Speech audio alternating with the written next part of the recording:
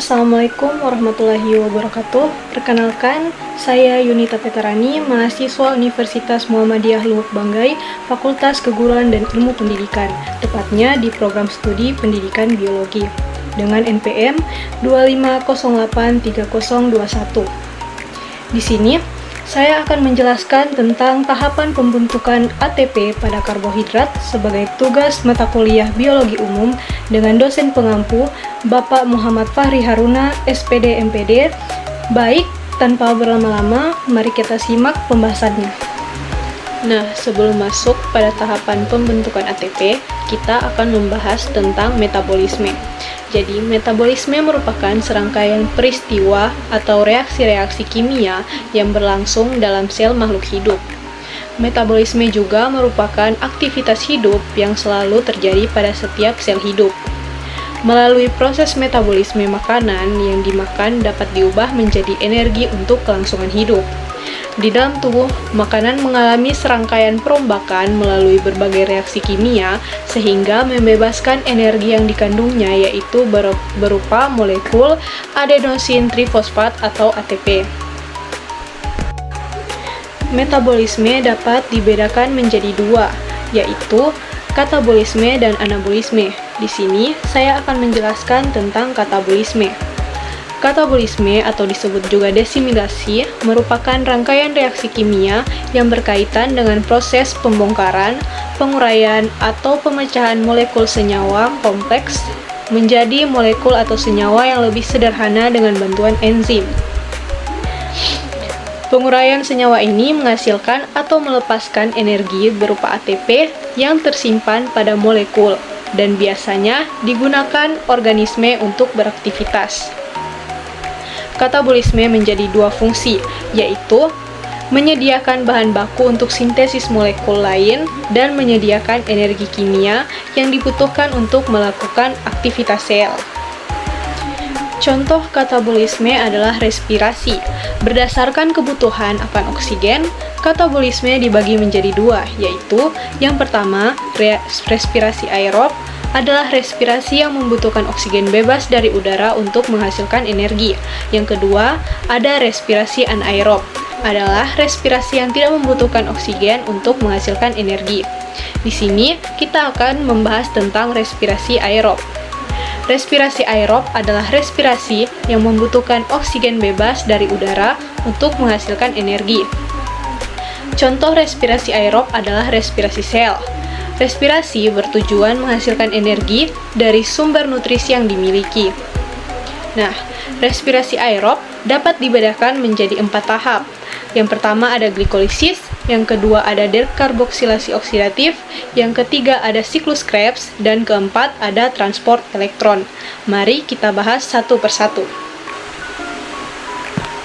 Tahapan pertama yang akan kita bahas yaitu glikolisis. Glikolisis adalah peristiwa pengubahan molekul glukosa 6 atom C menjadi 2 molekul yang lebih sederhana, yaitu asam pirufat 3 atom C. Glikolisis terjadi dalam sitoplasma sel. Prosesnya terdiri atas beberapa langkah, seperti pada gambar berikut. Tahapan glikolisis terdiri dari 2 fase utama, yaitu fase investasi energi dan fase pemanenan energi. Pada fase 1, investasi energi, langkah pertama yaitu fosforilasi glukosa. Glukosa atau C6H12O6 menerima gugus fosfat dari ATP dan diubah menjadi glukosa 6-fosfat. Yang kedua, isomerisasi. Glukosa 6-fosfat diubah menjadi fruktosa 6-fosfat. Langkah ketiga, fosforilasi fruktosa 6-fosfat. Fruktosa 6-fosfat menerima gugus fosfat dari ATP lainnya dan menjadi fruktosa 1,6-bifosfat. Langkah keempat yaitu pemecahan fruktosa 1,6-bifosfat. Fruktosa 1,6-bifosfat dipecah menjadi 2 molekul gula, dihidroksiaseton fosfat dan gliseraldehida 3-fosfat. Nah, langkah terakhir dari fase 1 yaitu isomerisasi dihidroksiaseton fosfat. Dihidroksiaseton fosfat diubah menjadi gliseraldehida 3-fosfat. Setelah itu kita masuk pada fase 2, pemanenan energi. Yang pertama yaitu oksidasi gliseraldehida 3-fosfat. Gliseraldehida 3-fosfat dioksidasi dan menerima gugus fosfat dari NAD+ untuk membentuk 1,3 bifosfoglycerat dan NADH. Yang kedua yaitu transfer gugus fosfat. 1,3 bifosfoglycerat menyumbang gugus fosfat ke ADP untuk menghasilkan ATP dan 3 fosfoglycerat. Tahap yang ketiga yaitu mutasi. Gugus fosfat dipindah posisi mengubah 3 fosfoglycerat menjadi 2 fosfoglycerat. Yang keempat ada dehidrasi. Air dihilangkan dari 2 fosfoglycerat membentuk fosfoenol pirufat atau PEP. Yang terakhir adalah transfer gugus fosfat. Gugus fosfat terakhir dilepaskan dari PEP untuk menghasilkan ATP. Jadi itulah tahapan dari glikolisis. Tahapan yang kedua yaitu dekarboksilasi oksidatif. Dekarboksilasi oksidatif asam pirufat berlangsung dalam matriks mitokondria dan merupakan reaksi kimia yang mengawali siklus Krebs. Setiap asam pirufat yang dihasilkan kemudian akan diubah menjadi asetil-CoA atau koenzim A. Asam pirufat ini akan mengalami dekarboksilasi sehingga gugus karboksil akan hilang sebagai CO2 dan akan berdifusi keluar sel. Dua gugus karbon yang tersisa kemudian akan mengalami oksidasi sehingga gugus hidrogen dikeluarkan dan ditangkap oleh aseptor elektron NAD+. Gugus yang terbentuk kemudian ditambahkan koenzim A sehingga menjadi asetil-CoA. Hasil akhir dari proses dekarboksilasi oksidatif ini akan menghasilkan 2 asetil-CoA dan 2 molekul NADH. Pembentukan asetil-CoA memerlukan kehadiran vitamin B1. Nah, kalian akan melihat gambarnya dan saya akan menjelaskan tentang bagaimana proses di dekarboksilasi oksidatif ini. Tahapan pertama pada dekarboksilasi oksidatif adalah dekarboksilasi. Gugus karboksilat pada molekul asam pirufat akan dilepaskan dalam bentuk gas karbon dioksida atau CO2. Yang kedua ada oksidasi. Sisa atom karbon dari asam pirufat CH3COO- akan kehilangan elektron yang digunakan untuk mereduksi molekul NAD+ menjadi NADH.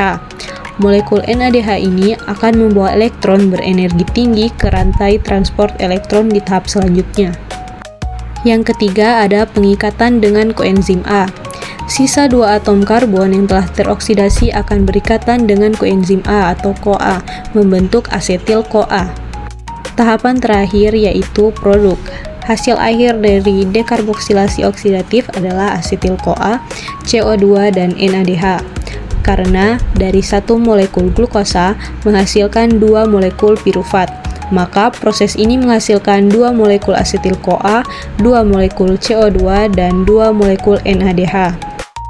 Nah, tahapan yang ketiga yaitu siklus Krebs. Siklus Krebs merupakan tahap ketiga dari respirasi aerob. Nama siklus ini berasal dari orang yang menemukan reaksi respirasi aerob, yaitu Hans Krebs. Siklus ini disebut juga siklus asam sitrat. Siklus Krebs berlangsung di dalam mitokondria pada kelompok eukariota, sedangkan pada kelompok prokariota berlangsung di dalam sitoplasma. Nah, untuk lebih jelasnya kalian bisa melihat gambar berikut ini. Tahapan siklus Krebs meliputi 8 langkah utama yang dimulai dari pembentukan sitrat. Nah, molekul asetil-CoA atau 2 atom karbon bergabung dengan oksaloasetat 4 atom karbon untuk membentuk sitrat 6 atom karbon. Tahap ini dikatalisis oleh enzim sitrat sintase. Yang kedua, pembentukan isositrat. Sitrat diubah menjadi isositrat, sebuah isomer sitrat. Reaksi ini melibatkan proses dehidrasi atau pelepasan air dan hidrasi atau penambahan air. Enzim akonitase mengkatalisis reaksi ini. Tahapan yang ketiga yaitu oksidasi dan dekarboksilasi isositrat. Isositrat atau 6 atom karbon dioksidasi menjadi oksalosuksinat lalu didekarboksilasi untuk menghasilkan A-ketoglutarat atau 5 atom karbon. Proses ini melepaskan 1 molekul karbon dioksida dan menghasilkan NADH. Tahap ini dikatalisis oleh enzim isositrat dehidrogenase. Tahap keempat yaitu oksidasi dan dekarboksilasi A-ketoglutarat. A-ketoglutarat atau 5 atom karbon dioksidasi dan mengalami dekarboksilasi lagi untuk membentuk suksinil-CoA 4 atom karbon. Lalu tahap ini melepaskan satu molekul CO2 dan menghasilkan NADH lainnya. Enzim ketoglutarat dehidrogenase mengkatalisis tahap ini. Tahap yang kelima yaitu pembentukan suksinat. Suksinil-CoA 4 atom karbon diubah menjadi suksinat 4 atom karbon. Lalu proses ini melepaskan gugus CoA. Energi yang tersimpan digunakan untuk membentuk satu molekul GTP dan GDP dan fosfat anorganik atau PI. GTP ini dapat diubah menjadi ATP. Enzim suksinil-CoA sintase mengkatalisis reaksi ini. Yang keenam ada pembentukan fumarat. Suksinat 4 atom karbon diubah menjadi fumarat 4 atom karbon. Reaksi ini terjadi melalui pelepasan elektron yang ditangkap oleh FAD, membentuk FADH2. Enzim suksinat dehidrogenase mengkatalisis reaksi ini. Tahapan yang ketujuh yaitu hidrasi fumarat. Fumarat 4 atom karbon dihidrasi atau penambahan air untuk menghasilkan malat 4 atom karbon. Enzim fumarase mengkatalisis reaksi ini. Yang kedelapan atau yang terakhir yaitu regenerasi oksaloasetat. Malat 4 atom karbon dioksidasi untuk kembali membentuk oksaloasetat atau 4 atom karbon. Reaksi ini menghasilkan satu molekul NADH dan memungkinkan siklus berlanjut. Enzim malat dehidrogenase mengkatalisis reaksi ini. Nah, yang terakhir ada transport elektron. Transport elektron merupakan serangkaian peristiwa pemindahan elektron dan ion hidrogen H+. Selama 3 proses sebelumnya dihasilkan beberapa reseptor elektron yang bermuatan akibat penambahan ion hidrogen. Reseptor-reseptor ini kemudian akan masuk ke transport elektron untuk membentuk suatu molekul berenergi tinggi, yaitu ATP. Reaksi ini berlangsung di dalam membran mitokondria. Reaksi ini berfungsi membentuk energi selama oksidasi yang dibantu oleh enzim pereduksi. Nah, untuk lebih jelasnya, kalian bisa melihat gambar berikut ini. Tahapan rantai transport elektron yang pertama yaitu transfer elektron awal. Elektron dari NADH diserahkan ke kompleks 1. Lalu, elektron dari FADH2 diserahkan ke kompleks 2. Tahapan yang kedua yaitu pemempaan proton. Saat elektron berpindah melalui kompleks 1, 3, dan 4, energi yang dilepaskan digunakan untuk memompa ion hidrogen atau H+, dari matriks mitokondria ke ruang antarmembran. Ini menciptakan gradien konsentrasi proton yang tinggi di ruang antarmembran. Tahap yang keempat yaitu pergerakan elektron antar kompleks. Yang pertama, elektron dari kompleks 1 diteruskan ke ubiquinon atau Q. Dari ubiquinon, elektron berpindah ke kompleks 3. Dari kompleks 3, elektron berpindah ke sitokrom C. Terakhir, dari C, elektron berpindah ke kompleks 4. Tahap yang keempat yaitu penerimaan elektron oleh oksigen. Kompleks 4 meneruskan elektron ke oksigen atau O2. Oksigen menerima elektron dan bergabung dengan ion hidrogen H+, membentuk air H2O. Oksigen adalah akseptor elektron terakhir dalam rantai ini. Yang kelima yaitu produksi ATP. Gradien proton yang terbentuk digunakan oleh enzim ATP sintase. Ion hidrogen mengalir kembali ke matriks mitokondria melalui ATP sintase yang memicu sintesis ATP dari ADP dan fosfat.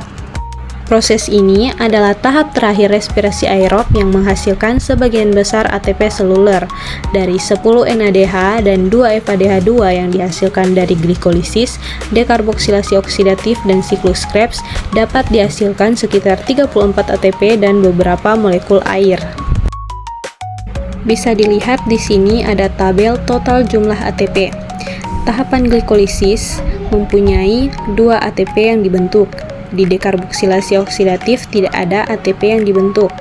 Di siklus Krebs atau siklus asam sitrat terbentuk 2 ATP. Pada fosforilasi oksidatif atau transport elektron ada 10 NADH yang dikali 3 sama dengan 30 ATP. Ada 2 FADH2 kali 2 ada menghasilkan 4 ATP. Jadi jumlah keseluruhan adalah 34 dari transport elektron. Nah, total dari sel prokaryotik yaitu 2 dari glikolisis ditambah 2 dari siklus Krebs dan ditambah 34 dari transport elektron adalah 38 ATP.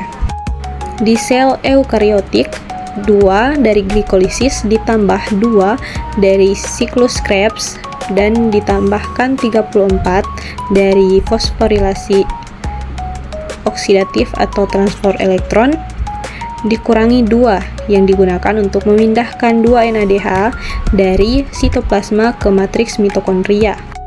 Jadi jumlahnya adalah 36 ATP. Itulah tadi penjelasan tentang proses pembentukan ATP pada karbohidrat.